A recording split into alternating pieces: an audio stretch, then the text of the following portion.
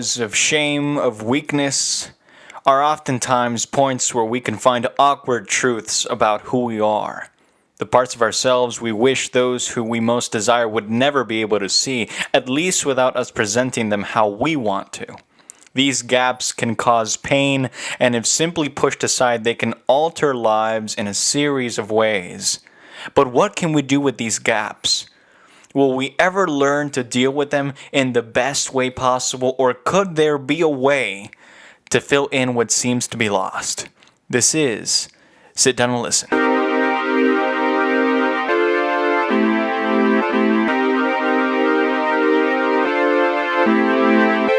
There was a young man many centuries ago that was a brilliant mind, but also enjoyed a lifestyle of drinking and pleasure. His wildness was to such an extent that his mother Monica, who was a Christian, prayed that he would leave that dangerous and harmful way of living. Until one day, after engaging in a night of his normal activity, partying and in his hangover, he makes his way along the side of a garden. There were some kids or children playing in the garden, and this specific game that they were playing had a phrase that the kids would call out to one another, and the refrain was like this: "Tole lege, tole lege." This wasn't its purpose in the game, but literally when this phrase is translated, it meant pick up and read, or take up and read. And this man stopped in his tracks, and being convicted with an overwhelming sense of divine intervention and providence, for there in the garden he spotted a copy of the New Testament. And having heard that repeated phrase of pick up and read, he picked up the book and let the pages fall wherever they did.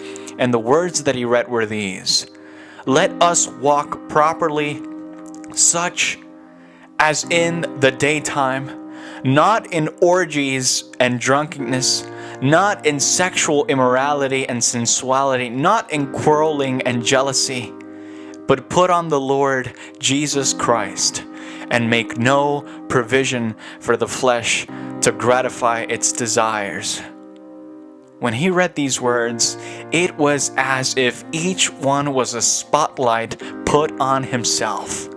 They were swords that were driven into his heart and confronted his life. This is what ultimately led this man to wrestle with the authority behind these words. His name was Aurelius Augustine, a theologian, philosopher, and one of the first defenders of the Christian faith. This man was brought to his knees by a passage that speaks about the battle in life between the physical and the eternal. Now, many of us hear the terms like flesh and eternal, and our minds instantly jump to what? We jump the gun and put it in a classification of religious lingo. But when we take a closer look at the mind of Augustine, we realize that it's a struggle we all face simply because the starting point generally is the same. We are all human beings, and like all human beings, we suffer from disappointment and denial. We have spoken about a denial to speak and engage the tough questions that arise alongside us, but what about our practical lives? A man by the name of Ron Serling, you guys probably might know him, but this man was assigned the task of writing a critical review of Augustine's most famous work, The Confessions, which I think we should all be exposed to. But in this review, Serling came to the conclusion that the book was one of the most overhyped pieces of literature that he had ever come across. The book simply did not deserve all of the popularity and praise that it had received over the years, and that it still does.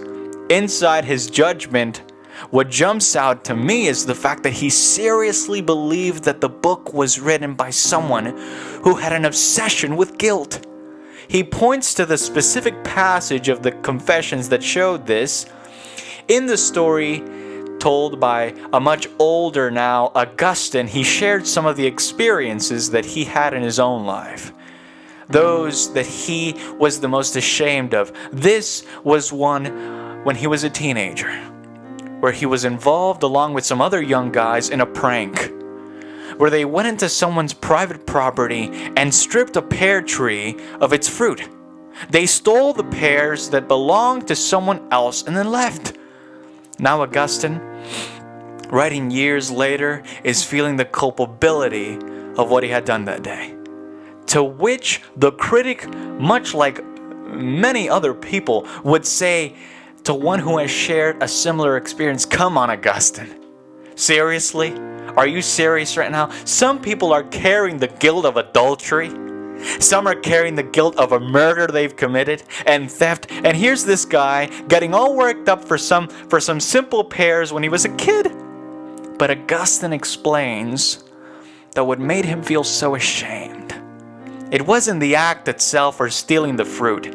He said this, "As I considered my life, and I considered the things that I had done that were evil, I could see that there were certain sins I fell into, though they were not excusable, they were understandable." And I want you to listen to this. Augustine confessed all kinds of sexual sin as a young man, having children outside of matrimony. But that's understandable, he said, because there's a strong, and as we all know, there's a strong biological drive to be involved with another person sexually. And that temptation can grip someone in a moment of weakness.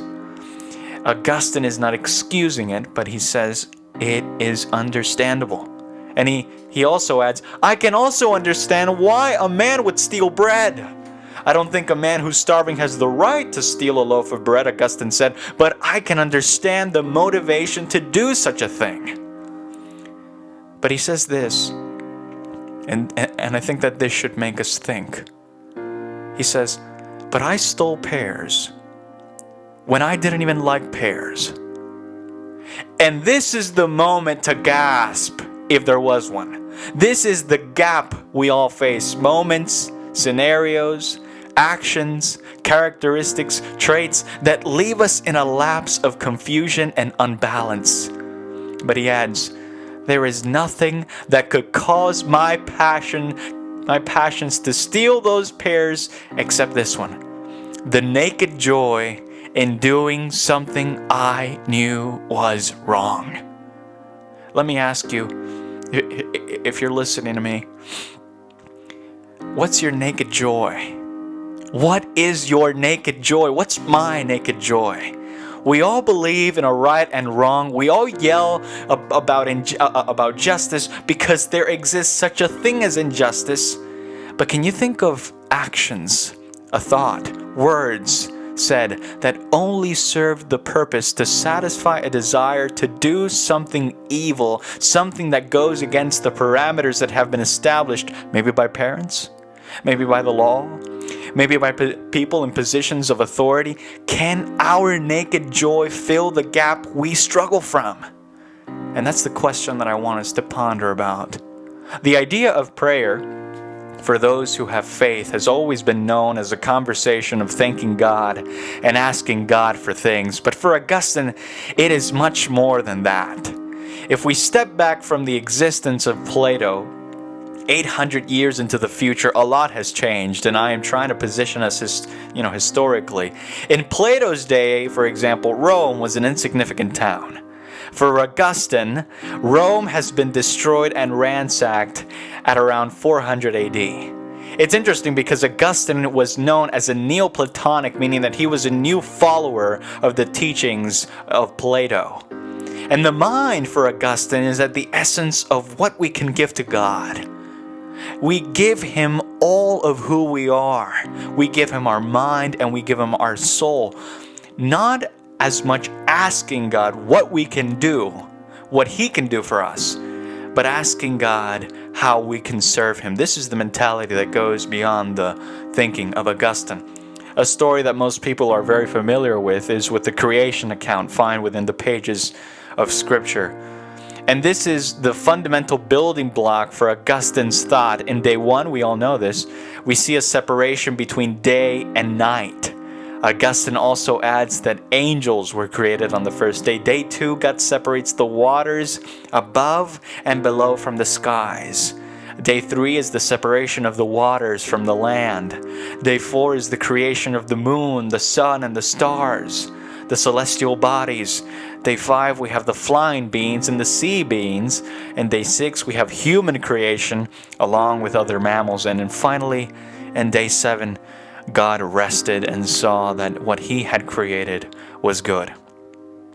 But if we notice, there's a pattern of separation and difference in most of these days. There are two different or opposite things being created, which communicates the idea of a tension that is found all around us between the intricate choices and decisions we make.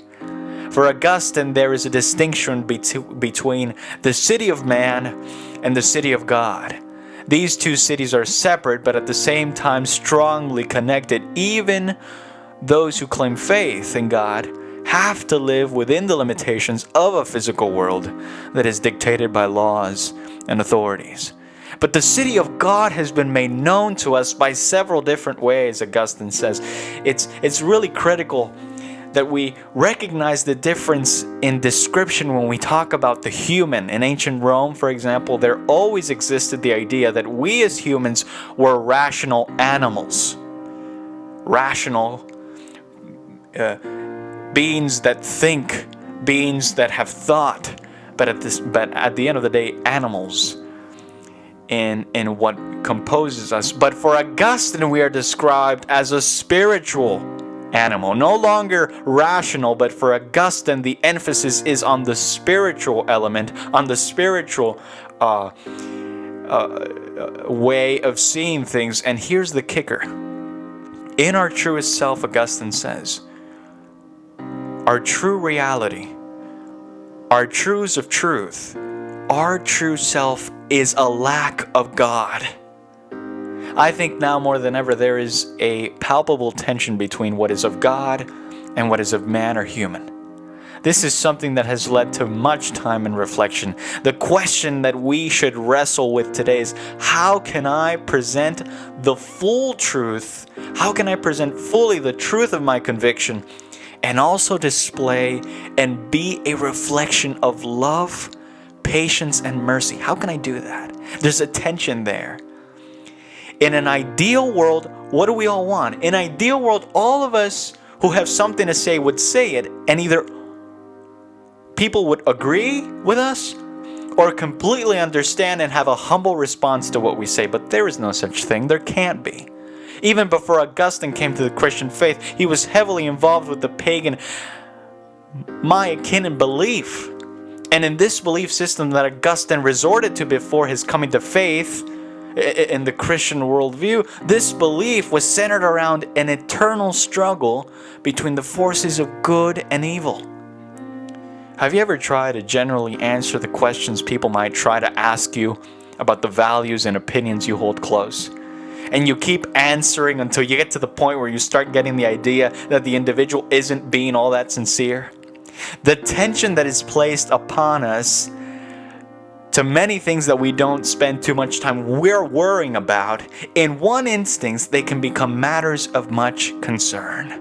The tension for some serves as an opportunity to reach a new level of understanding about themselves or the world around them. But for some, it serves as the final burden before they completely collapse. Now, when staring at the gaps in our lives, in the tensions in our souls, how will we decide to address these issues?